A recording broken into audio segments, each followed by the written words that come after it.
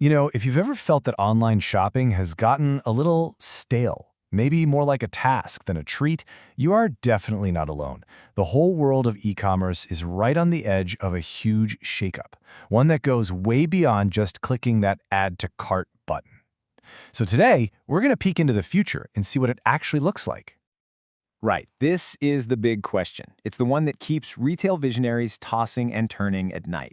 I mean, we've pretty much perfected the nuts and bolts of buying stuff online. It's fast, it's convenient, but how do brands build that genuine connection, that trust you feel in a real store, when you're just staring at a cold, flat screen?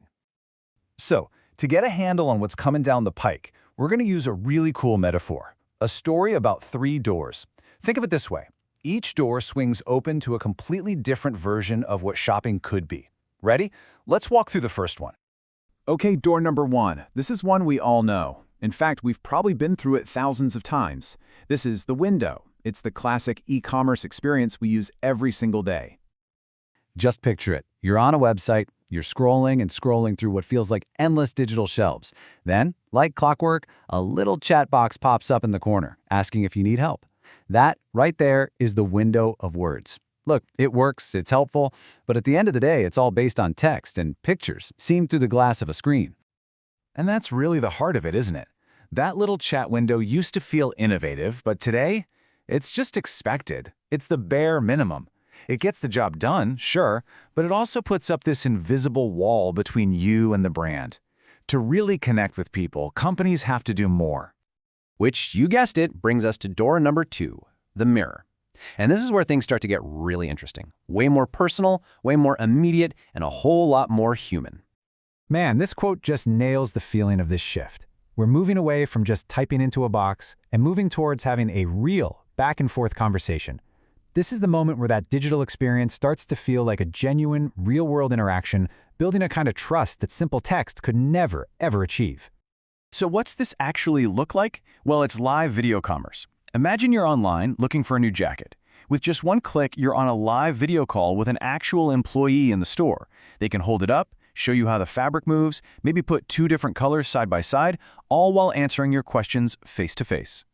And hey, this isn't some science fiction dream. If you look at what's happening globally, it's already a massive, fully developed market in China, with platforms like Taobao Live. And now, it's catching on like wildfire in Europe and North America, with huge brands jumping on board. This isn't what's coming, it's what's here. All right, let's head over to our third and final door. This one is called the mall. And believe me, this is a full-on leap into a completely immersive, hands-on digital world. This quote really gets to the core of what door number 3 is all about. Suddenly, shopping isn't just about ticking items off a list. It becomes this grand exploration, a place designed for discovery and fun where the line between just playing around and actually buying something gets really, really blurry.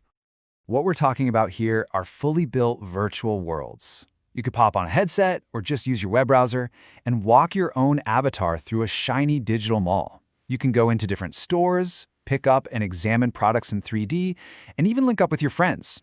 It basically turns shopping into a destination. And this isn't just some niche idea. The big dogs are already building these places. You've got Walmart creating virtual worlds with top influencers.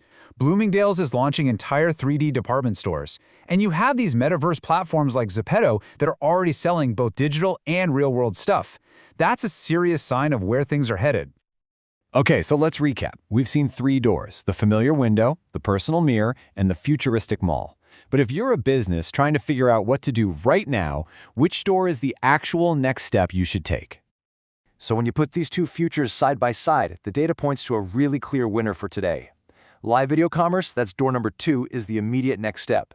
It's a proven model, it's ready to scale, and has a really broad appeal. The virtual malls, on the other hand, are super exciting, no doubt. But for now, they're more of an emerging frontier, still a bit experimental, and really only for specific situations. So, why is live video the clear winner for now? Well, for starters, it's already a proven slam dunk in massive markets like China. More than that, it directly makes customers more confident and gets them to buy. But here's the real kicker. It doesn't force shoppers to do anything new. No headsets to buy, no apps to download. It just meets them exactly where they already are. It's seamless. So what does all this mean for us? Let's get practical and talk about a real roadmap for the future. a way to actually navigate through these different doors. Okay, so the strategy here becomes pretty straightforward. First, the number one priority right now is to get live video, door number 2, working on your existing website. Next, for the near future, you can start making smaller, smarter bets on virtual stores, maybe for big product launches or to connect with a younger audience. And finally, and this part is absolutely critical, you have to back all of this up with faster shipping, because these amazing new experiences create an expectation that everything should be instant.